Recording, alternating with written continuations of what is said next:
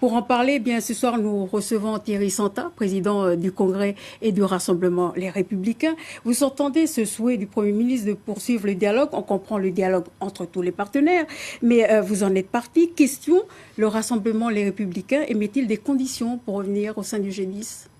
Alors, moi, je profite de l'occasion pour rappeler quand même l'histoire du Rassemblement. Le Rassemblement, il a 40 ans. Le Rassemblement a signé les accords de Matignon et Oudinot. Le Rassemblement a signé l'accord de Nouméa face aux indépendantistes et face à l'État. Donc quand j'entends dire qu'aujourd'hui le Rassemblement a décidé de couper court à toute discussion, ça me fait un peu sourire.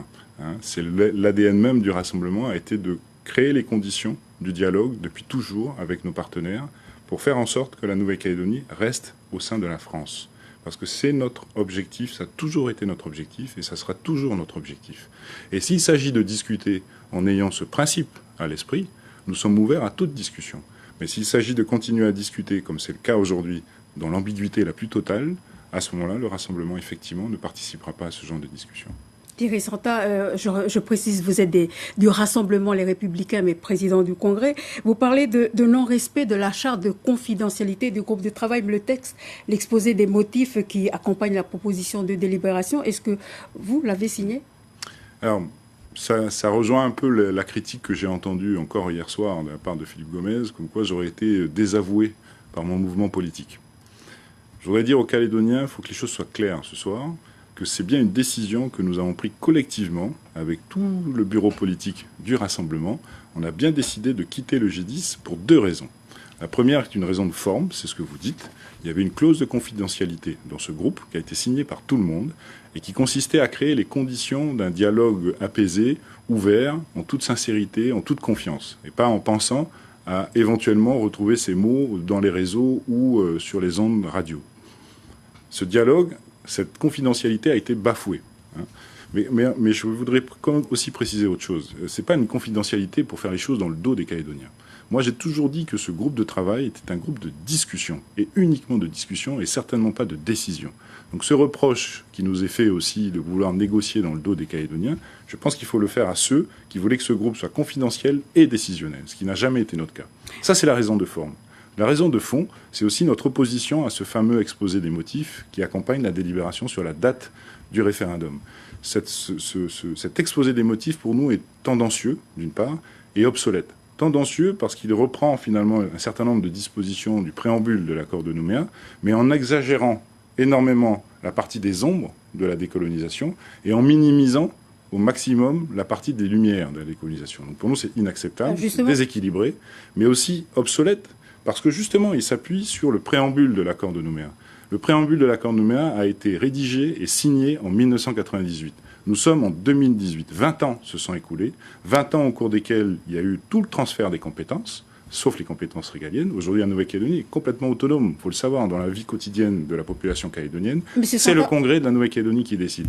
20 ans au cours desquels il y a eu un rééquilibrage économique. 20 ans au cours desquels il y a eu un partage des responsabilités politiques. 20 ans au cours desquels l'identité kanak, et c'est normal, a été davantage prise en considération. Tous ces éléments-là ne sont pas pris en compte dans ce texte. Et pour nous, on se situe en 2018, non plus en 1998, et même au-delà de 2018, on se projette sur après 2018. Thierry Santa, on va parler de la proposition de délibération. Alors, donc, un nouvel épisode politique avec le dépôt ce jour sur le bureau du Congrès d'une proposition de délibération concernant la consultation référendaire. Le document est signé par Philippe Michel pour Calédonie Ensemble, Louis Mapou pour le groupe Uni et Caroline Machoro pour le groupe FLNKS, UCFLNKS et nationaliste, ce qui ne manque pas de faire grincer des dents les Républicains. Éric Dufour, explication tout de suite. A priori, le texte déposé au Congrès concernait surtout la date de la consultation référendaire, à savoir le 4 novembre 2018. Mais dans l'exposé des motifs, il est stipulé que si les Calédoniens choisissent le maintien dans la République française, la Nouvelle-Calédonie restera sur la liste des pays à décoloniser de l'ONU. Mais Calédonie Ensemble rebondit sur la question du G10, le groupe de réflexion sur l'avenir. Les Républicains et le Rassemblement s'étaient engagés, dit Philippe Gomez. Leurs troupes ne les ont pas suivis.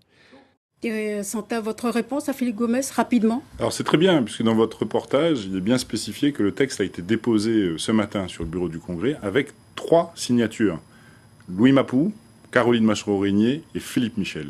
Donc ça prouve bien deux choses que je dis depuis le début. C'est que le groupe du G10 n'est qu'un groupe de discussion et non pas un groupe décisionnel. C'est bien ensuite les membres du Congrès qui doivent décider de présenter un texte ou pas au Congrès. Mais ça prouve surtout une chose, contrairement à ce que M. Gomez a voulu faire croire en nous montrant le communiqué avec toutes les signatures de tout le monde hier soir. Ça prouve surtout que je n'ai pas signé ce document et que je n'ai jamais validé finalement cet exposé des motifs. C'est la preuve factuelle de ce que je dis depuis le début. Quid de la plateforme maintenant ? La plateforme, vous savez, le rassemblement a toujours été moteur dans le rassemblement de toutes les forces loyalistes pour préparer le référendum à venir. On a été moteur au moment de feu le pacte républicain, on a été moteur au moment du contrat de gouvernance solidaire, on a été moteur dans le cadre de la mise en place de cette fameuse plateforme.